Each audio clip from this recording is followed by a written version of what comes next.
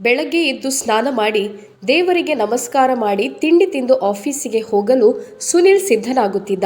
ಆಗ ಅವನ ಹೆಂಡತಿ ಸುಮಾ ಕೈಯಲ್ಲಿ ಮೊಬೈಲನ್ನು ಹಿಡಿದುಕೊಂಡು ತನ್ನ ಗಂಡನ ಹತ್ತಿರ ಬರುತ್ತಾಳೆ. ಬಂದವಳು, ಇವತ್ತು ಬೆಳಗ್ಗೆ ಊರಿಂದ ಮಾವ ಕರೆ ಮಾಡಿದ್ರು, ನೀವೊಂದ್ಸಲ ಅವರ ಜೊತೆ ಮಾತನಾಡಿ, ಅಪ್ಪನ ಆರೋಗ್ಯ ಗಂಭೀರವಾಗಿದೆ ಎಂದು ಅನಿಸ್ತಿದೆ, ಅದಕ್ಕೋಸ್ಕರ ಫೋನ್ ಮಾಡ್ತಿದ್ದಾರೆ. ಆದರೂ ನೀವು ಅವರ ಜೊತೆ ಮಾತನಾಡುತ್ತಿಲ್ಲ, ಊರಿಗೆ ಹೋಗುವ ಯಾವುದೇ ತಯಾರಿ ನಡೆಸುತ್ತಿಲ್ಲ ಎಂದು ಸುಮಾ ಕೋಪದಲ್ಲಿ ತನ್ನ ಗಂಡನಲ್ಲಿ ಹೇಳಿದಳು. ಆದರೆ ಸುನಿಲ್ ಏನೂ ಮಾತನಾಡದೆ ಮೌನವಾಗಿದ್ದ. ತನ್ನ ಹೆಂಡತಿ ಜೊತೆ ಏನೂ ಹೇಳದೆ ತನ್ನ ಆಫೀಸ್ ಬ್ಯಾಗನ್ನು ತೆಗೆದುಕೊಂಡು ನೇರವಾಗಿ ಬೈಕ್ ಸ್ಟಾರ್ಟ್ ಮಾಡಿ ಆಫೀಸಿಗೆ ಹೋದ. ಸಂಜೆ ಸುಸ್ತಾಗಿ ಮನೆಗೆ ಆಫೀಸ್ ಕೆಲಸ ಬಿಟ್ಟು ಹಿಂದಿರುಗಿ ಬರುತ್ತಾನೆ. ಆಗ ಸುಮಾಳ ಮುಖದಲ್ಲಿ ಬೇಸರ ಕಾಣ್ತಿತ್ತು. ಏನೂ ಮಾತನಾಡದೆ ಗಂಡ ಬಂದದ್ದನ್ನು ನೋಡಿ ಅವನಿಗೆ ಚಹಾ ಮಾಡಲು ಅಡುಗೆ ಮನೆಗೆ ಹೋದಳು.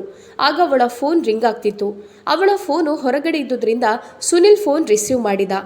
ಹಲೋ ಎಂದು ಹೇಳಿದ ತಕ್ಷಣ, ಮಗ ಸುನಿಲ್, ನಾನು ನಿನ್ನ ಮಾವ ಮಾತನಾಡ್ತಿದ್ದೇನೆ. ನಿನ್ನ ಅಪ್ಪನ ಆರೋಗ್ಯ ತುಂಬ ಗಂಭೀರವಾಗುತ್ತಿದೆ, ಏನು ಸುಧಾರಿಸುವ ಹಾಗೆ ಕಾಣ್ತಿಲ್ಲ. ನೀನೊಮ್ಮೆ ಬಂದು ಅಪ್ಪನನ್ನು ಮಾತನಾಡಿಸಿ ಹೋಗು ಎಂದು ಹೇಳಿದರು.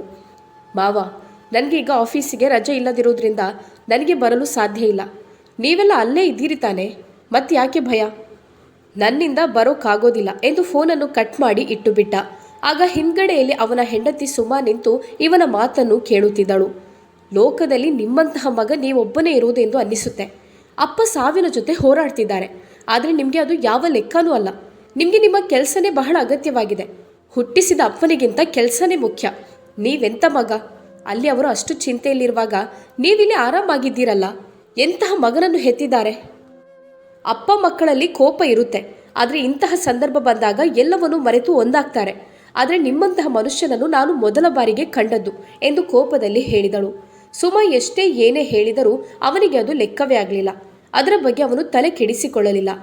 ಸುನಿಲ್ ಫ್ರೆಶ್ ಅಪ್ ಆಗಿ ತಿಂಡಿ ಚಹಾ ಕುಡಿದು ಹೊರಗಡೆ ಸುತ್ತಾಡಲು ಹೋದನು.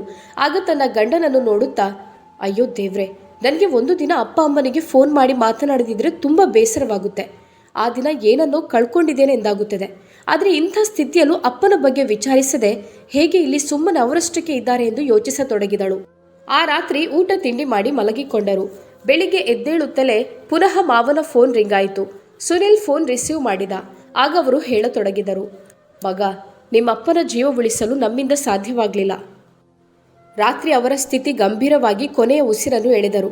ನೀನು ಆದಷ್ಟು ಬೇಗ ಬಂದು ತಲುಪು ಎಂದು ಹೇಳಿದಾಗ, ಮಾವ, ನಾನಲ್ಲಿಗೆ ಬಂದು ತಲುಪುವಾಗ ತಡವಾಗಬಹುದು. ನೀವು ಅಂತ್ಯ ಸಂಸ್ಕಾರದ ಎಲ್ಲ ಕಾರ್ಯ ವಿಧಿವಿಧಾನಗಳನ್ನು ಮಾಡಿಬಿಡಿ. ಅಲ್ಲ ಮಗನೇ, ಅವರಿಗೆ ಇರುವುದು ನೀನೊಬ್ಬನೇ ಮಗ. ನೀನಿರುವಾಗ ಬೇರೆಯವರ ಕೈಯಿಂದ ಹೇಗೆ ಅಗ್ನಿಸ್ಪರ್ಶ ಮಾಡಿಸೋದು? ಅದು ಸರಿಯಾಗುತ್ತಾ? ಏನಾಗದೆ ಅಮ್ಮನ ಅಂತ್ಯ ಸಂಸ್ಕಾರ ನಾನಿಲ್ಲದೆ ಮಾಡಲಿಲ್ವಾ ಎಂದು ಕೋಪದಲ್ಲಿ ಫೋನ್ ಕಟ್ ಮಾಡಿದ. ಇದನ್ನು ಕೇಳಿಸಿಕೊಂಡ ಸುಮಾ ಬಿಕ್ಕಿ ಬಿಕ್ಕಿ ಅಳುತ್ತಿದ್ದಳು. ರೀ, ನೀವು ಹೋಗಿ ಏನು ಬೇಕಾದರೂ ಮಾಡಿ, ನಿಮ್ಮಿಷ್ಟ. ಆದರೆ ನಾನು ನನ್ನ ಮಗನನ್ನು ಕರೆದುಕೊಂಡು ಹೋಗಿ ಮಾವನ ಅಂತ್ಯ ಸಂಸ್ಕಾರದಲ್ಲಿ ಪಾಲ್ಗೊಳ್ಳುತ್ತೇನೆ ಎಂದು ಹೇಳಿ ಏರ್ಲೈನ್ಸ್ನವರಿಗೆ ಕರೆ ಮಾಡಿ ಟಿಕೆಟ್ ಬುಕ್ ಮಾಡಿಕೊಂಡಳು. ಮತ್ತೆ ಹೊರಡಲು ಎಲ್ಲ ಸಿದ್ಧತೆಯನ್ನು ಮಾಡುತ್ತಿದ್ದಳು. ಸುನಿಲ್ ಮೌನವಾಗಿ ಏನೂ ಮಾತನಾಡದೆ ತಾನೂ ಕೂಡ ಹೊರಟ. ಅವರಿಬ್ಬರು ಅಲ್ಲಿ ಹೋಗಿ ತಲುಪುವಾಗ ಅಂತ್ಯ ಸಂಸ್ಕಾರ ನಡೆದಿತ್ತು. ಉಳಿದ ವಿಧಿವಿಧಾನಗಳನ್ನು ಮಗನ ಕೈಯಲ್ಲಿ ಮಾಡಿಸಿದರು. ಆಗ ಹಿರಿಯರು ಅಪ್ಪ ಮಗನ ಬಗ್ಗೆ ಮಾತನಾಡುತ್ತಿದ್ದರು. ಆಗ ಸುಮಾ ಮನಸ್ಸಲ್ಲೇ ತೀರ್ಮಾನಿಸಿಕೊಂಡಳು, ಇಲ್ಲಿ ನನ್ನ ಗಂಡ ಮತ್ತು ಕುಟುಂಬದ ಜೊತೆ ಏನೋ ಒಂದು ರಹಸ್ಯ ಅಡಗಿದೆ. ನಾನು ಇದನ್ನು ಕಂಡು ಹಿಡಿದೇ ಹೋಗುತ್ತೇನೆ. ಹೀಗೆ ರಾತ್ರಿಯ ಊಟವನ್ನು ಮುಗಿಸಿ ಮಲಗಿದ್ದರು. ದಿನಗಳು ಕಳೆಯುತ್ತಿತ್ತು. 2 ದಿನ ಬಿಟ್ಟು ಮನೆಯ ನೆಂಟರು ಎಲ್ಲ ಒಂದೊಂದಾಗಿ ಹೋಗಿದ್ದರು. ಒಂದು ದಿನ ಮನೆಯಲ್ಲಿ ಯಾರೂ ಇಲ್ಲದ ಸಮಯದಲ್ಲಿ ಮಾವ ಮತ್ತು ಅತ್ತೆ ಇರುವುದನ್ನು ನೋಡಿ ಅತ್ತೆ ಕುಡಿದ ಚಹಾದ ಖಾಲಿ ಲೋಟವನ್ನು ತೆಗೆದುಕೊಳ್ಳುತ್ತಾ ಸುಮಾ ಕೇಳಿಯೇ ಬಿಟ್ಟಳು. ಅತ್ತೆ, ನಾನೊಂದು ಮಾತು ಕೇಳುತ್ತೇನೆ. ನೀವು ಯಾವುದೇ ಮುಚ್ಚುಮರೆ ಇಲ್ಲದೆ ಸುಳ್ಳು ಹೇಳದೆ ನನಗೆ ಇರುವ ಸತ್ಯವನ್ನು ಹೇಳಬೇಕು. ಏನು ಮಗಳೇ, ನನಗೆ ಅರ್ಥ ಆಗಲಿಲ್ಲ. ಇಲ್ಲಿ ಏನು ರಹಸ್ಯಕರವಾದ ಸಂಗತಿ ಈ ಕುಟುಂಬದಲ್ಲಿ ಅಡಗಿದೆ. ಅದು ಏನು ಅಂತ ನನಗೆ ಮುಚ್ಚುಮರೆ ಇಲ್ಲದೆ ಹೇಳಬೇಕು. ಈ ಕುಟುಂಬದಲ್ಲಿ ಅಂತಹ ರಹಸ್ಯ ಏನಿದೆ ಮಗಳೇ? ಅದಕ್ಕೂ ನಿನಗೆ ಮುಚ್ಚಿಡುವಂಥದ್ದು ಏನಿದೆ ಎಂದು ಕೇಳಿದರು. ಅತ್ತೆ, ನನಗೆ ಅರ್ಥವಾಗುತ್ತೆ.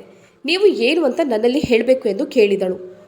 ನೀವು ನನ್ನಲ್ಲಿ ಸುಳ್ಳು ಹೇಳೋದಿಲ್ಲ ಅಂತ ನನಗೆ ವಿಶ್ವಾಸವಿದೆ ಎಂದು ಹೇಳಿದಾಗ, ಸರಿ ಮಗಳೇ ಎಂದು ಶಾಂತವಾಗಿ ನೀಳವಾದ ಉಸಿರನ್ನು ಎಳೆದರು.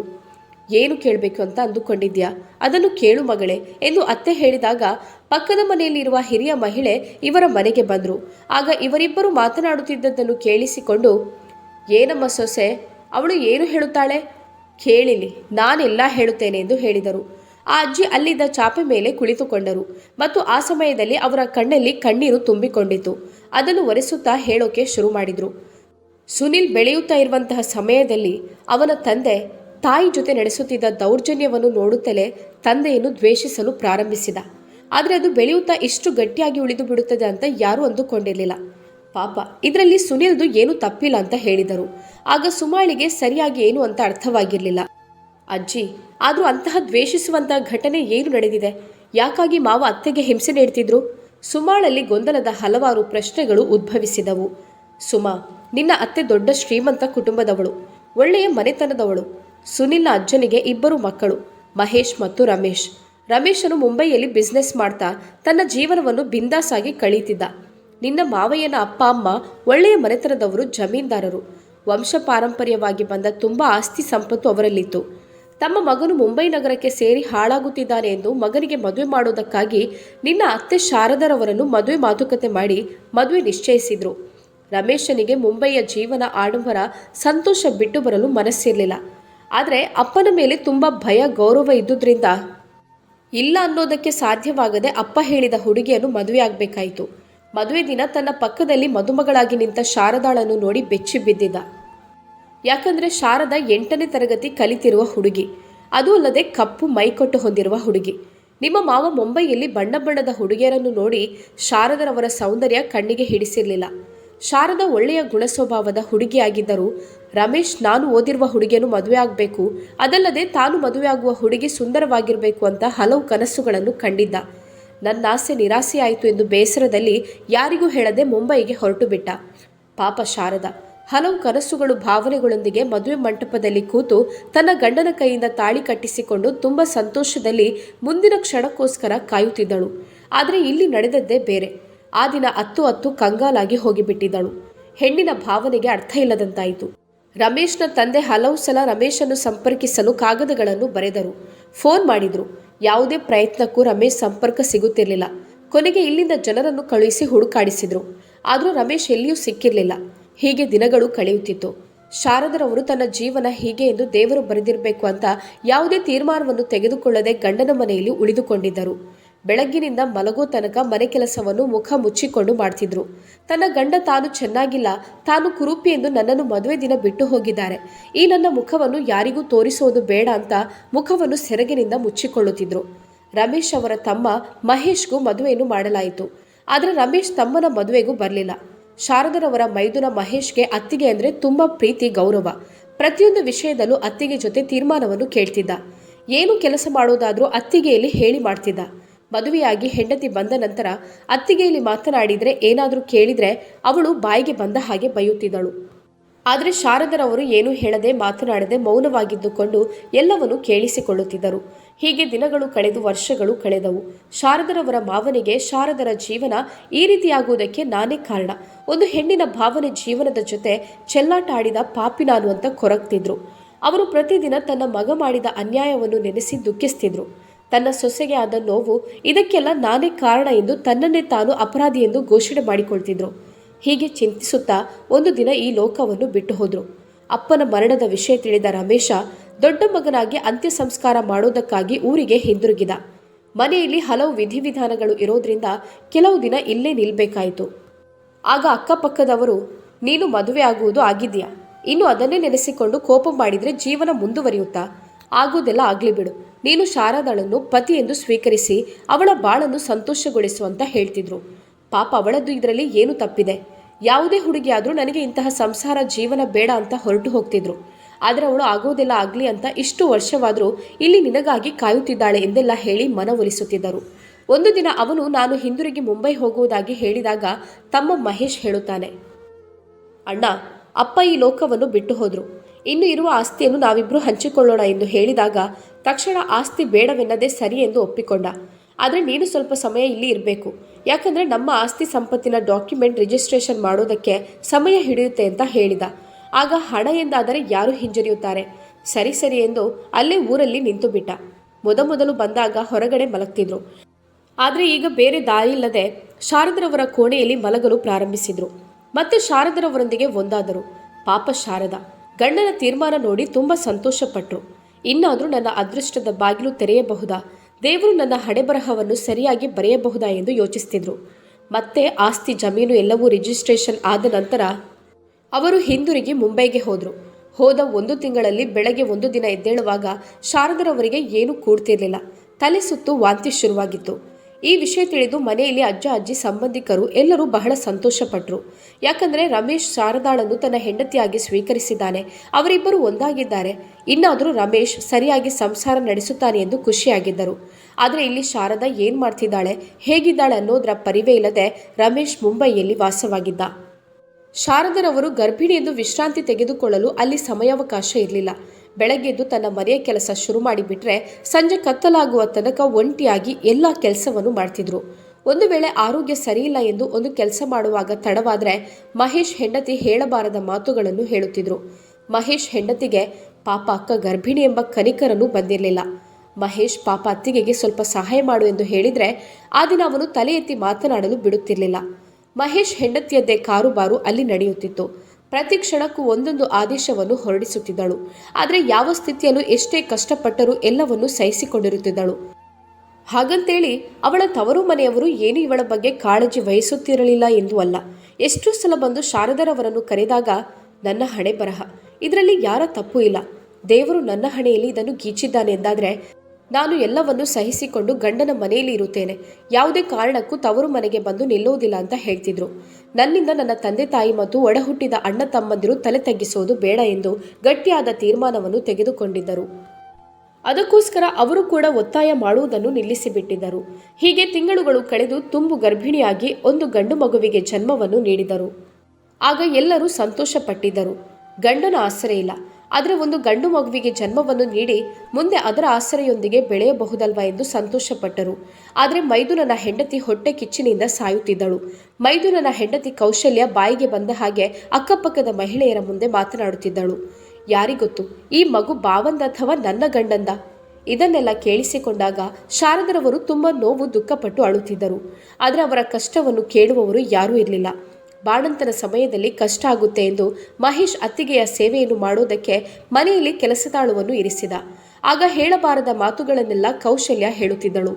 ನೋಡು ಕೌಶಲ್ಯ, ಅತ್ತಿಗೆಗೂ ನಿನ್ನ ಹಾಗೆ ಈ ಮನೆಯಲ್ಲಿ ಹಕ್ಕಿದೆ. ನೀನು ಹೀಗೆ ಮಾತನಾಡುವುದು ಸರಿಯಲ್ಲ. ಪಾಪ ಈ ಸಮಯದಲ್ಲಿ ಅವರ ಸೇವೆಯನ್ನು ಮಾಡಲು ಬೇರೆ ಯಾರಿದ್ದಾರೆ ಎಂದು ಅರ್ಥೈಸುತ್ತಿದ್ದರು. ಆದರೆ ಅವಳು ಏನೆಲ್ಲ ಮನಸ್ಸಿಗೆ ತೋಚಿತೋ ಅದನ್ನೆಲ್ಲ ಬಾಯಲ್ಲಿ ಉಗುಳುತ್ತಿದ್ದಳು. ಬಾಣಂತನ ಮುಗಿದ ತಕ್ಷಣ ಮನೆ ಕೆಲಸದಾಕೆಯನ್ನು ಬರುವುದು ಬೇಡ ಅಂತ ಹೇಳಿ ಕಳುಹಿಸಿದರು. ಅದು ಕೌಶಲ್ಯಳ ಗಂಡ ಮಹೇಶನಿಗೆ ಇಷ್ಟವಾಗಿರಲಿಲ್ಲ. ಆದರೆ ಇನ್ನು ಯಾಕೆ ಮನೆಯಲ್ಲಿ ಬೇಕಾದಷ್ಟು ಕೆಲಸ ಮಾಡಲು ಜನ ಇದ್ದಾರೆ ಎಂದು ಹೇಳಿ ಅವನ ಬಾಯಿಯನ್ನು ಮುಚ್ಚಿಸುತ್ತಿದ್ದಳು.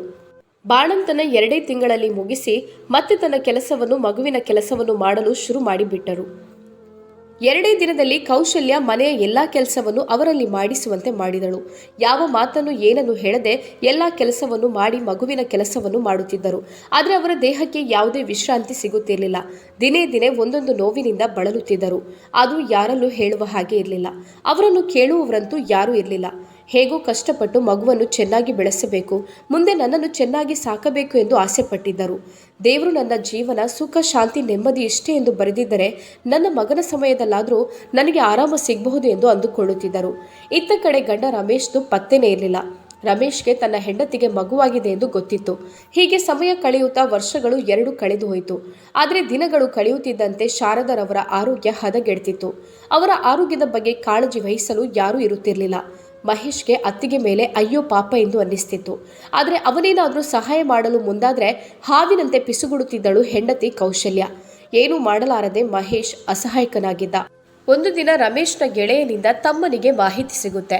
ರಮೇಶ್ ಮುಂಬೈಯಲ್ಲಿ 2ನೇ ಮದುವೆಯಾಗಿದ್ದಾನೆ. ಆದರೆ ಇದುವರೆಗೆ ತನ್ನ ಮಗು ಹೇಗಿದೆ ಎಂದು ನೋಡೋದಕ್ಕೆ ಬಂದಿರಲಿಲ್ಲ. ಮಗುವಿಗೆ 3 ವರ್ಷ ಕಳೆದಿತ್ತು. 1 ವರ್ಷ ದಿಢೀರನೆ ರಮೇಶ್ ಊರಿಗೆ ಆಗಮಿಸ್ತಾನೆ. ಒಂದು ದಿನ ನಿಂತು ಮರುದಿನ ತಾನು ಮಗುವನ್ನು ಕರೆದುಕೊಂಡು ಹೋಗುವುದಾಗಿ ಎತ್ತಿಕೊಳ್ಳುತ್ತಾನೆ. ಆಗ ಶಾರದಾರವರು ನೆಲಕ್ಕೆ ಕುಸಿದು ಬೀಳುತ್ತಾರೆ. ಕಣ್ಣನ್ನು ಒರೆಸುತ್ತಾ, ಇಲ್ಲ, ಅದು ಸಾಧ್ಯ ಇಲ್ಲ. ನಾನು ಜೀವನದಲ್ಲಿ ನನ್ನ ಗಂಡನ ಪ್ರೀತಿಯನ್ನು ಪಡೀಲಿಲ್ಲ. ಅದನ್ನು ನೀಡಲು ನಿಮ್ಮಿಂದ ಸಾಧ್ಯವೂ ಇಲ್ಲ. ನಾನು ನನ್ನ ಮಗುವಿನ ಸಂತೋಷವನ್ನು ನೋಡಬೇಕು. ಯಾವುದೇ ಕಾರಣಕ್ಕೂ ನಾನು ಮಗುವನ್ನು ನಿಮ್ಮೊಂದಿಗೆ ಕಳುಹಿಸಲಾರೆ ಎಂದು ಗಟ್ಟಿಯಾಗಿ ಅವರ ಕೈಯಿಂದ ಕಿತ್ತು ತಬ್ಬಿಕೊಂಡರು. ಇಂದು ನಾನಿಲ್ಲಿ ಜೀವಂತವಾಗಿ ಬದುಕಿ ಉಳಿದಿದ್ದೇನೆ ಎಂದಾದರೆ ಈ ಮಗುವಿಗೋಸ್ಕರ ಎಂದು ಹೇಳಿದಳು. ಆಗ ನೀನು ಮಗುವನ್ನು ನನ್ನ ಜೊತೆ ಕಳುಹಿಸದಿದ್ದರೆ ನಾನು ಈ ಮಗುವನ್ನು ಜೀವಂತವಾಗಿ ಇಡುವುದಿಲ್ಲ ಅಂತ ಬೆದರಿಕೆ ಹಾಕಿದ. ಆಗ ಶಾರದಾ ಜೋರಾಗಿ ಬಿಕ್ಕಿ ಬಿಕ್ಕಿ ಅತ್ತರು. ಮಗು ಸುನಿಲ್ ಅಮ್ಮ ಅಳುವುದನ್ನು ನೋಡಿ ಜೋರಾಗಿ ಅಳುತ್ತಿದ್ದನು. ಆದರೆ ರಮೇಶ್ ಮಗುವನ್ನು ಎತ್ತಿಕೊಂಡು ಹಿಂದೆ ಮುಂದೆ ಕೇಳದೆ ಹೊರಡಲು ಸಿದ್ಧನಾದನು. ಆಗ ಅಮ್ಮ ನಾನು ಹೋಗೋದಿಲ್ಲ ಎಂದು ಮಗು ಸುನಿಲ್ ಅಳುತ್ತಿತ್ತು. ಆದರೆ ಆ ಮಗು ಅಳುವುದನ್ನು ರಮೇಶ್ ಕೇಳಿಯೂ ಕೂಡ ಕೇಳದ ಹಾಗೆ ಮಾಡ್ತಿದ್ದ. ಮಗು ಇದಕ್ಕಿಂತ ಮುಂಚೆ ತಂದೆಯ ಮುಖವನ್ನು ನೋಡಿರಲಿಲ್ಲ. ಯಾರು ಎಂದು ತಿಳಿಯದ ಮುಖವನ್ನು ಹೇಗೆ ಅದು ಗುರುತು ಹಿಡಿಯುತ್ತೆ? ಅಪರಿಚಿತ ಮುಖವನ್ನು ನೋಡಿದ ತಕ್ಷಣ ಅಳಲು ಪ್ರಾರಂಭಿಸಿತು. ಎಷ್ಟು ಸಮಯದ ನಂತರ ಈಗ ನಾನು ಅಪ್ಪ ಅಂತ ಹೇಳಿಕೊಂಡು ಬಂದಿದ್ದ. ಅಪ್ಪ ಅಂದರೆ ಅದಕ್ಕೂ ಒಂದು ಸ್ಥಾನವಿದೆ, ಅದರದ್ದೇ ಆದ ಜವಾಬ್ದಾರಿಗಳಿವೆ. ಅದನ್ನೆಲ್ಲ ಚೆನ್ನಾಗಿ ನಿಭಾಯಿಸಿಕೊಂಡ್ರೆ ಮಾತ್ರ ಅಪ್ಪ ಎಂಬ ಗೌರವ ಪ್ರೀತಿ ಸಿಗಲು ಸಾಧ್ಯ. ತಾಯಿ ಅಂದರೆ ಏನು? ತಾಯಿ ತನ್ನ ಮಗುವಿಗೋಸ್ಕರ ಏನೆಲ್ಲ ತ್ಯಾಗ ಮಾಡಿದ್ದಾಳೆ, ಎಷ್ಟು ನೋವು ತಿಂದಿದ್ದಾಳೆ, ಏನೆಲ್ಲ ಕನಸುಗಳನ್ನು ಹೊತ್ತುಕೊಂಡಿದ್ದಾಳೆ. ಒಂದು ಹೆತ್ತ ತಾಯಿಯಿಂದ ಮಗುವನ್ನು ದೂರ ಮಾಡಿದರೆ ಇಬ್ಬರ ಭಾವನೆಗಳಿಗೂ ಯಾವ ರೀತಿ ಪೆಟ್ಟು ಬೀಳಬಹುದು ಎಂದು ಯೋಚಿಸದೆ ಮಗುವನ್ನು ಅಲ್ಲಿಂದ ಎತ್ತಿಕೊಂಡು ಹೊರಟೇ ಬಿಟ್ಟ ರಮೇಶ್. ಇಲ್ಲಿ ಮಗುವನ್ನು ಕಳೆದುಕೊಂಡು ರಾತ್ರಿ ಹಗಲು ಊಟ ತಿಂಡಿ ಬಿಟ್ಟು ಅತ್ತು ಕಂಗಾಲಾಗಿದ್ದರು ಶಾರದಾ. ದಿನ ಇದೇ ಚಿಂತೆಯನ್ನು ಮಾಡುತ್ತಾ ದಿನದಿಂದ ದಿನಕ್ಕೆ ಆರೋಗ್ಯದಲ್ಲಿ ತುಂಬ ಏರುಪೇರುಗಳಾಗ್ತಿತ್ತು. ನಾನು ಮಗುವಿಗೋಸ್ಕರ ಇಷ್ಟೆಲ್ಲ ತ್ಯಾಗಗಳನ್ನು ಮಾಡಿದೆ. ನನ್ನ ಜೊತೆ ನನ್ನ ಮಗು ಇಲ್ಲ ಅಂದಮೇಲೆ ನಾನು ಯಾಕಾಗಿ ಬದುಕಿರಲಿ ಎಂದು ತನ್ನ ಜೀವನಕ್ಕೆ ತಾನೇ ಶಾಪ ಹಾಕಿಕೊಳ್ಳುತ್ತಿದ್ದರು. ಇತ್ತ ಕಡೆ ಸುನಿಲ್ ಅಮ್ಮನನ್ನು ಬಿಟ್ಟು ತುಂಬ ನೊಂದುಕೊಂಡಿದ್ದ. ಪಾಪ, ಅದಕ್ಕಾದರೂ ಏನು ಗೊತ್ತು? ಅದು 3 ವರ್ಷದ ಪುಟ್ಟ ಕಂದ. ಅಮ್ಮನನ್ನು ಬಿಟ್ಟಿರಲಾರದಷ್ಟು ಚಿಕ್ಕ ವಯಸ್ಸು. ಆದರೆ ಮೊದಲು ತುಂಬ ಕಷ್ಟಪಟ್ಟು ರಾತ್ರಿ ಹಗಲು ಅತ್ತು ಅದು ಕೂಡ ಸೊರಗು ಹೋಗಿತ್ತು. ನನಗೆ ಅಮ್ಮ ಬೇಕು ಎಂದು ನಿದ್ದೆಯಲ್ಲೂ ಅಮ್ಮ ಎಂದು ಕನವರಿಸುತ್ತಾ ಅಳುತ್ತಿತ್ತು. ರಮೇಶ್ ತನ್ನ 2ನೇ ಹೆಂಡತಿಗೆ ಮಗುವನ್ನು ಹಸ್ತಾಂತರ ಮಾಡಿ ಇದಕ್ಕೆ ಅಮ್ಮನ ಯಾವುದೇ ಕೊರತೆ ಬಾರದ ಹಾಗೆ ನೋಡಿಕೊಳ್ಳಬೇಕು ಅಂತ ಹೇಳಿದ್ದ. ಅವರು ತಾಯಿಯ ಪ್ರೀತಿಯನ್ನು ನೀಡಲು ಪ್ರಯತ್ನಿಸ್ತಿದ್ರು. ದಿನೇ ಹೋಗುತ್ತಿದ್ದಂತೆ ಮಗು ಅವರ ಜೊತೆ ಹೊಂದಿಕೊಳ್ಳಲು ಶುರು ಮಾಡಿತು. ಮತ್ತೆ ಅಮ್ಮನ ನೆನಪು ಮರೆತು ಅವರ ಜೊತೆ ಹೊಂದಿಕೊಂಡಿತು. ಈ ಕಡೆ ಮಗುವಿಲ್ಲದೆ ಕೋಣೆಯಲ್ಲಿ ಸರಿಯಾಗಿ ಆಹಾರವನ್ನು ಸೇವಿಸದೆ ಮಸುಕು ಹಾಕಿ ರಾತ್ರಿ ಹಗಲು ಎನ್ನದೆ ಅಳುತ್ತಿದ್ದರು. ಹೀಗೆ ಸಮಯ ಮುಂದೆ ಹೋಗುತ್ತಾ ಸುನಿಲ್ ಈಗ 7 ವರ್ಷದ ಹುಡುಗನಾಗಿ ಬೆಳೆಯುತ್ತಿದ್ದ. ಈ ಕಡೆ ಶಾರದರವರ ಆರೋಗ್ಯ ತುಂಬ ಗಂಭೀರವಾಯಿತು. ಡಾಕ್ಟರ್ ಹತ್ತಿರ ಕರೆದುಕೊಂಡು ಪರಿಶೀಲನೆ ಮಾಡಿದಾಗ ಅವರಿಗೆ ಕ್ಯಾನ್ಸರ್ ರೋಗ ಇರುವುದು ಗೊತ್ತಾಗುತ್ತೆ. ಆಗ ಊರವರು ಅಯ್ಯೋ ಪಾಪ, ಈ ಮಹಿಳೆಯ ಅವಸ್ಥೆ ಯಾಕೆ ಈ ರೀತಿ ಆಯಿತು? ಮದುವೆಯಾಗಿ ಬಂದ ದಿನವೇ ತನ್ನ ಗಂಡನನ್ನು ಕಳೆದುಕೊಂಡು ಇದ್ದೂ ಇಲ್ಲದಂತೆ ಬದುಕಬೇಕಾದ ಅಂತಹ ಪರಿಸ್ಥಿತಿ ಎದುರಾಯಿತು. ಹೇಗೋ ಎಲ್ಲವೂ ಸರಿಯಾಗುತ್ತೆ ಅನ್ನುವಷ್ಟರಲ್ಲಿ ಮಗು ಕೈಗೆ ಬಂದಿತ್ತು. ಇನ್ನು ಗಂಡ ತನ್ನ ಹತ್ತಿರ ಇಲ್ಲದಿದ್ದರೂ ಪರವಾಗಿಲ್ಲ, ತಾನು ಮಗುವಿನ ಜೊತೆ ಇರುತ್ತೇನೆ, ಮಗುವಿಗೋಸ್ಕರ ತನ್ನ ಜೀವನವನ್ನು ಮುಡಿಪಾಗಿಡುತ್ತೇನೆ ಎಂದು ಅಂದುಕೊಂಡಿದ್ರು. ಆಗ ಕೈಯಿಂದ ಮಗುವನ್ನು ಗಂಡ ಕಿತ್ಕೊಂಡು ಹೋಗ್ಬಿಟ್ಟ. ಯಾವತ್ತಾದರೂ ಒಂದು ದಿನ ತನ್ನ ಮಗ ತನ್ನ ಜೊತೆ ಬರುತ್ತಾನೆಂಬ ಆಸೆಯಲ್ಲಿ ಚಿಂತಿಸ್ತಾ ಇದ್ರೂ ದೇವರ ಇಚ್ಛೆ ಬೇರೆಯೇ ಆಗಿತ್ತು. ಮನುಷ್ಯ ತಾನು ಇಚ್ಛಿಸಿದಂತೆ ಜೀವನ ಆದರೆ ಅದನ್ನು ದೇವರ ಇಚ್ಛೆ ಅನುಗ್ರಹ ಎಂದು ಹೇಳಲು ಸಾಧ್ಯವಿಲ್ಲ. ನಮ್ಮ ಜೀವನ ಹೇಗೆ ನಡೆಯಬೇಕು ಅನ್ನುವುದನ್ನು ದೇವರು ಇಚ್ಛಿಸ್ತಾನೆ. ಶಾರದರವರಿಗೆ ಕ್ಯಾನ್ಸರ್ ರೋಗವಿದೆ ಎಂದು ಅವರ ಮನೆಗೆ ಗೊತ್ತಾದಾಗ ಅವರ ಸಹೋದರರು ಓಡೋಡಿ ಬಂದು ನಾವು ನಿಮಗೆ ಚಿಕಿತ್ಸೆಯನ್ನು ಮಾಡುತ್ತೇವೆ ಎಂದು ಹೇಳಿದರು. ಆದರೆ ಇಲ್ಲ ನಾನು ಯಾವುದೇ ಕಾರಣಕ್ಕೂ ಬರೋದಿಲ್ಲ ಅಂತ ನಿರಾಕರಿಸಿದ್ರು ಶಾರದಾ. ನಾನು ಒಂಟಿ ಮಹಿಳೆಯಾಗಿ ನನ್ನ ಗಂಡ ಇದ್ದರೂ ಇಲ್ಲದಂತೆ ಇಷ್ಟು ಸಮಯ ಇಲ್ಲೇ ವಾಸವಾಗಿದ್ದೇನೆ. ಇನ್ನು ಸತ್ರು ಈ ಮನೆಯಲ್ಲಿ ಸಾಯುತ್ತೇನೆ. ಎಂದಿಗೂ ನಾನು ತವರು ಮನೆಗೆ ಬರುವುದಿಲ್ಲ ಅಂತ ಹೇಳಿದರು. ನಿಮಗೆ ನನ್ನ ಮೇಲೆ ದಯೆ, ಅನುಕಂಪ, ಪ್ರೀತಿ ಏನಾದರೂ ಇದ್ದರೆ ನಾನು ಸಾಯೋದಕ್ಕಿಂತ ಮೊದಲು ನನ್ನ ಮಗನನ್ನು ನನಗೆ ಭೇಟಿ ಮಾಡಿಸಿ ಅಂತ ಬೇಡಿಕೊಂಡರು. ರಮೇಶ್ ತಮ್ಮ ಮಹೇಶ್ ಅಣ್ಣನಿಗೆ ತುಂಬ ಸಲ ಫೋನ್ ಮಾಡಲು ಟ್ರೈ ಮಾಡಿದ, ಸಂಬಂಧಿಕರಲ್ಲೂ ಹೇಳಿ ಕಳುಹಿಸಿದ. ಆದರೆ ಅವನಿಂದ ಯಾವುದೇ ರೀತಿಯ ಪ್ರತಿಕ್ರಿಯೆ ಬರಲಿಲ್ಲ. ಕೊನೆಗೆ ಪತ್ರವನ್ನು ಕೂಡ ಬರೆದ, ಅದಕ್ಕೂ ಪ್ರತಿಕ್ರಿಯಿಸಲಿಲ್ಲ. ಇಲ್ಲಿ ಶಾರದರವರು ಮಗನನ್ನೇ ಕನವರಿಸುತ್ತಿದ್ದರು. ತಾನು ಸಾಯುವುದಕ್ಕಿಂತ ಮುಂಚೆ ತನ್ನ ಮಗನನ್ನು ನೋಡಬೇಕು ಎಂದು ಹಂಬಲಿಸುತ್ತಿದ್ದರು. ಕೊನೆಗೆ ಶಾರದರವರ ಸಹೋದರರು ಮತ್ತು ಮಹೇಶ್ ಸೇರಿ ಮುಂಬೈಗೆ ಹೋಗಿ ರಮೇಶನ್ನು ಭೇಟಿಯಾಗಿ ಮಗುವನ್ನು ಕರೆದುಕೊಂಡು ಬರುವುದಾಗಿ ತೀರ್ಮಾನಿಸಿದರು. ಹಾಗೆ ಒಂದು ದಿನ ಮೂವರು ಹೊರಟು ಟ್ರೈನ್ನಲ್ಲಿ ಹೋದರು. ಅಲ್ಲಿ ಹೋಗಿ ವಿಳಾಸ ಕಂಡುಹಿಡಿದು ಮನೆಯ ಬಾಗಿಲ ಹತ್ತಿರ ಹೋಗಿ ನಿಂತರು. ಕಾಲಿಂಗ್ ಬೆಲ್ ಅನ್ನು ಒತ್ತಿದಾಗ ರಮೇಶ್ ಹೆಂಡತಿ ಬಾಗಿಲು ತೆರೆದು ಯಾರು ನೀವು ಎಂದು ಕೇಳಿದಳು.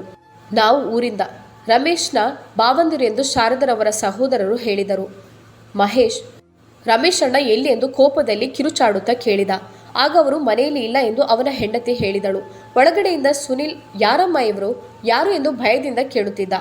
ಆಗ ಹೌದು ಮಗನೇ, ನಿನಗೆ ನಾವು ಯಾರು ಅಂತ ಪರಿಚಯ ಇರಲು ಸಾಧ್ಯ ಇಲ್ಲ. ಯಾಕಂದರೆ ನಿನ್ನನ್ನು ಹೆತ್ತು ಹೊತ್ತು ಸಾಕಿದ ನಿನ್ನ ಒಂಟಿ ತಾಯಿ ನಿನಗಾಗಿ ಕೊರಗೆಯಲ್ಲಿ ಹಾಸಿಗೆ ಹಿಡಿದಿದ್ದಾಳೆ. ಪಾಪ, ನಿನ್ನದೇನು ತಪ್ಪಿಲ್ಲ. ನಿನಗೆ ಅರಿವು ಬರುವುದಕ್ಕಿಂತ ಮುಂಚೆ ಅಲ್ಲಿಂದ ನಿನ್ನನ್ನು ಕಿತ್ತುಕೊಂಡು ಬಂದರು ನಿನ್ನ ಅಪ್ಪನಾದವನೆಂದು ಮಹೇಶ್ ಹೇಳಿದ.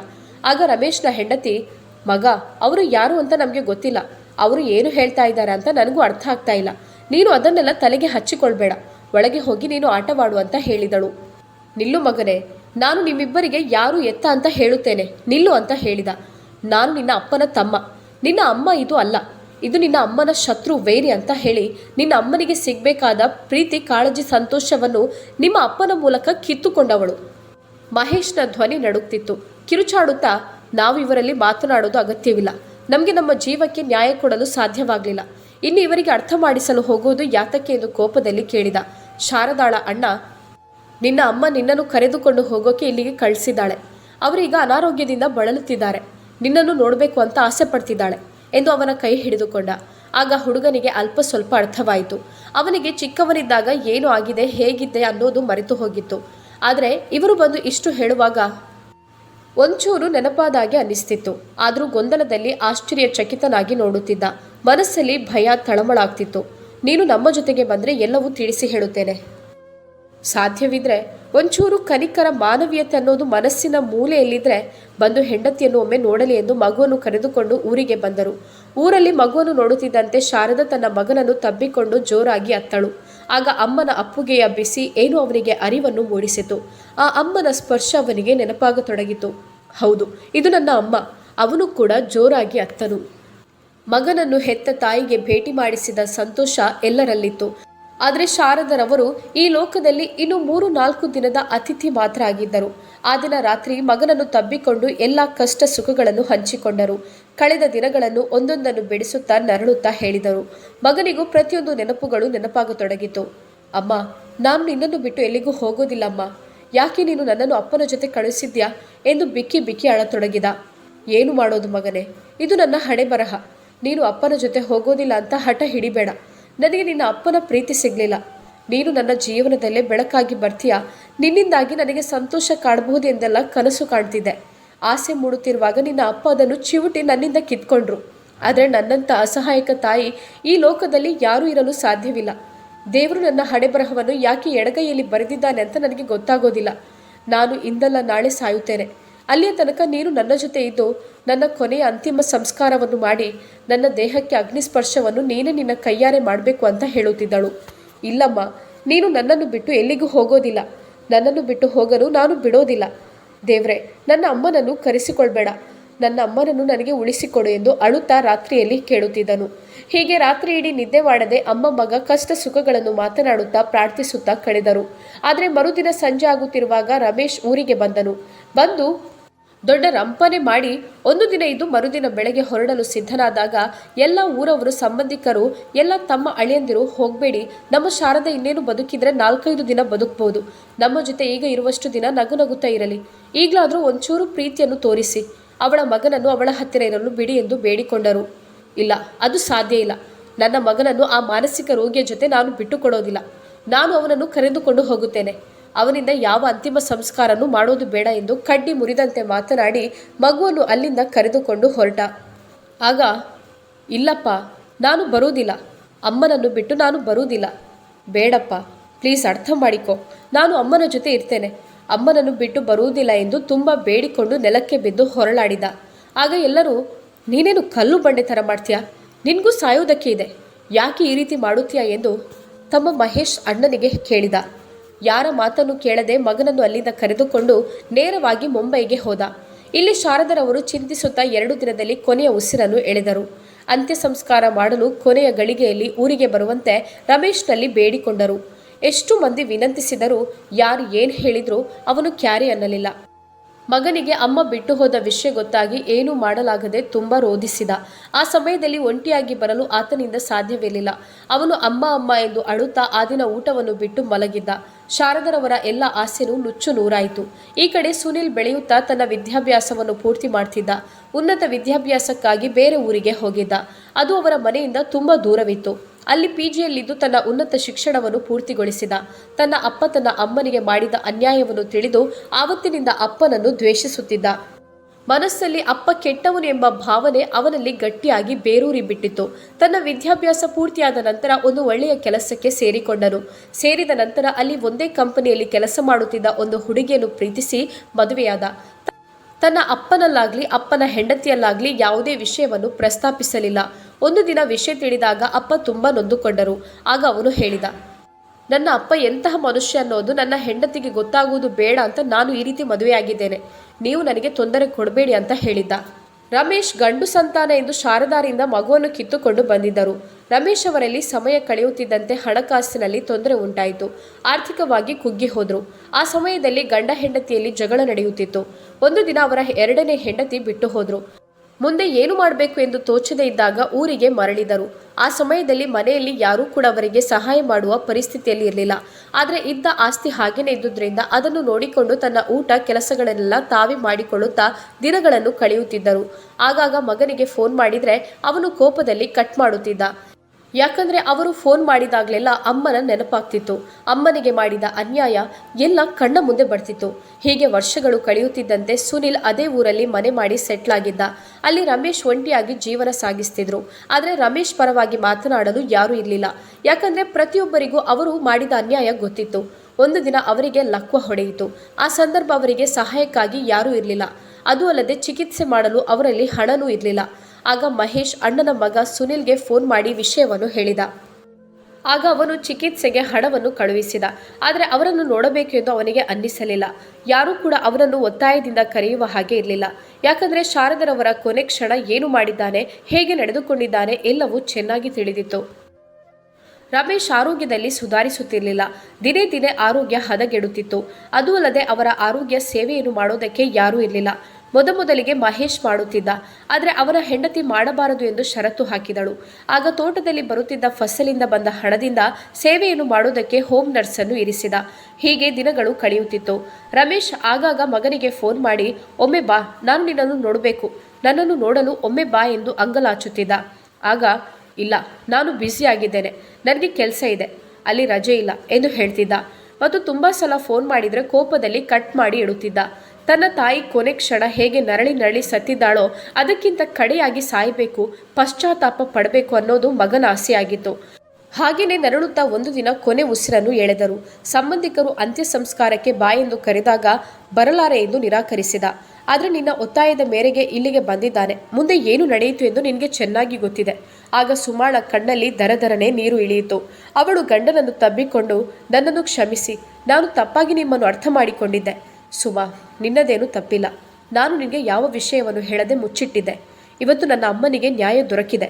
ನಾನು ನನ್ನ ಅಮ್ಮನಿಗೆ ಅಪ್ಪ ಮಾಡಿದ ಅನ್ಯಾಯವನ್ನು ಕಣ್ಣಾರೆ ನೋಡಿದ್ದೇನೆ.